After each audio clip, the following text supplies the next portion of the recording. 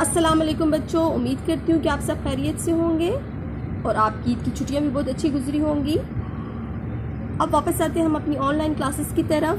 हमने सफ़ा नंबर जो है 42 पे हज अकबर की मैं आपको रीडिंग करवा चुकी हूँ। इसकी भी हमने पढ़ाई की थी हज अकबर की, और सफ़ा नंबर 43 पर भी हमने पढ़ा था। आज हम सफ़ा नंबर 44 पे नंबर 3 से स्टार्ट करेंगे कि हमारी कहानी कहाँ तक पहुँची थी। हमने पढ़ा था कि वो बच्चा रोता रहा और दाया जो थी वो उसको छोड़कर चली गई थी, लेकिन उसकी जो अम्मी थी शाकरा, उससे समझा था कि थोड़ी देर में बच्चा रो धोकर चुप हो जाएगा, लेकिन नसीर ने जागते ही, फिर वो जब जागा तो फिर उसने फिर अना की रट लगा दी।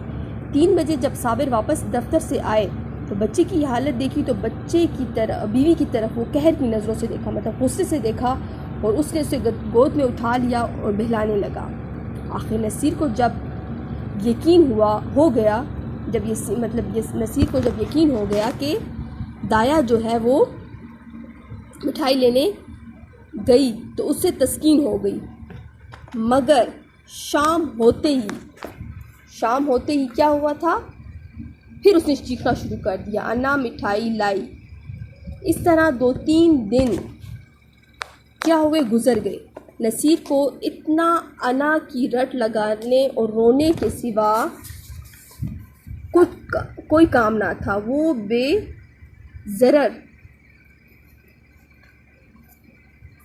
बेज़र रुकता जो एक लम्हा के लिए उसकी गोद से जुदा ना होता था। वो बेज़बां बिल्ली जिसे ताक पर बैठे देखकर वो खुशी से फूला ना समाता था। ठीक है, वो ताहिरे बेपरवास जिस पर वो जान देता था, मतलब वो उसके साथ इतना आदी हो चुका था ना कि वो उसे देखकर खुश होता था। सब उसकी नज़रों से गिर गए।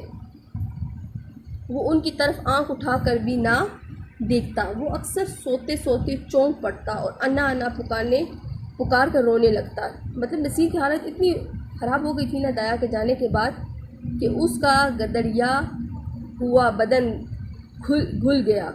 मतलब वो इतना हेल्दी और मतलब इतना सेहतमंद था ना कि वो उसका जो था वो पिघल गया था। गुलाब के से रुखसार सूख गए, मतलब उसके रुखसार जो थे पिंक थे वो गम से सूख चुके थे। शाकरा बच्चे की ये हालत देख कर अंदर ही अंदर कुढ़ती, मतलब और अपनी हमाकत पर पछताती। मतलब वो कहती कि मैंने क्या ये कर दिया आखिर। लेकिन साबिर हुसैन जो फितरतन खलवत पसंद आदमी थे, अब नसीर को गोद से जुदा ना करते थे। उस रोज़ हवा खिलाने जाते, मतलब उसको बाहर ले जाते, नित नए खिलौने लाते। ये मुरझाया हुआ पौधा किस तरह ना पिनपनाता था। इस तरह 3 हफ्ते गुजर गए। बरसात का मौसम था, कभी शिद्दत की गर्मी, कभी हवा के ठंडे झोंके, बुखार और ज़ुकाम का ज़ोर था। नसीर की नहाफत इस मौसमी तग़य्युरात को बर्दाश्त न कर सकी। शाकरा एहतियातन इसे फलालैन का कुर्ता पहनाए रखती, इसे पानी के करीब न जाने देती, नंगे पाँव एक कदम न चलने देती। मगर रुतूबत का असर हो ही गया। नसीर खांसी और बुखार में मुब्तला हो गया। मतलब उसका इतना ख्याल रखने के बावजूद भी उसे बुखार और खांसी हो गई थी। मतलब वो था तो उसके पीछे इतना खफा। अब हम दोबारा नंबर 4 पर देखते हैं कि सुबह का वक्त था। नसीर चरपाई पर आंखें बंद किए पड़ा था, मतलब वो लेटा हुआ था। डॉक्टरों का इलाज बेसूद हो रहा था, मतलब वो इलाज का कोई फ़ायदा नहीं हो रहा था। शाकरा चरपाई पर बैठी उसके सीने पर तेल की मालिश कर रही थी और साबिर हुसैन सूरत गम बने हुए थे, मतलब उनके ऊपर एक गम का पहाड़ टूटा हुआ था। बच्चे को उर्दत निगाहों से देख रहे थे। इस तरह वो शाकरा से कम बोलते थे, उन्हें उससे एक नफ़रत सी हुई थी। वो नसीर की इस बीमारी का सारा इल्ज़ाम इसी के सर रखते थे। तो बात भी सही थी, क्योंकि ये सारी गलती शाकरा की थी। वो उनकी निगाहों से नहायत कम ज़र्फ़, सिफला मिजाज, बेहिस औरत थी। शाकरा ने डरते डरते कहा, आज बड़े हकीम साहब को बुला लेते हैं, शायद इन्हीं की दवा से फ़ायदा हो।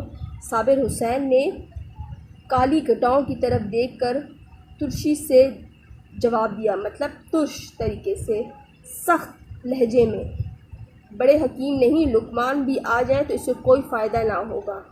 शाकरा, तो क्या अब किसी की दवा ही ना होगी? साबिर, अब इसकी एक ही दवा है और वो नायाब है। शाकरा, तुम्हें तो वही धुन सवार है, क्या अब्बासी अमृत पिलवाएगी? साबिर, हाँ, वो तुम्हारे लिए चाहे जहर हो लेकिन बच्चे के लिए अमृत ही हुई। शाकरा, मैं नहीं समझती अल्लाह की मर्ज़ी में इसे इतना दखल है।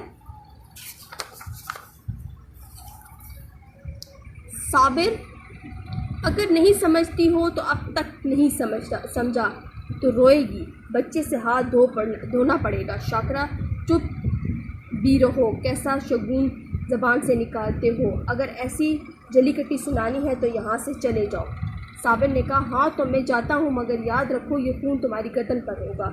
अगर लड़के को फिर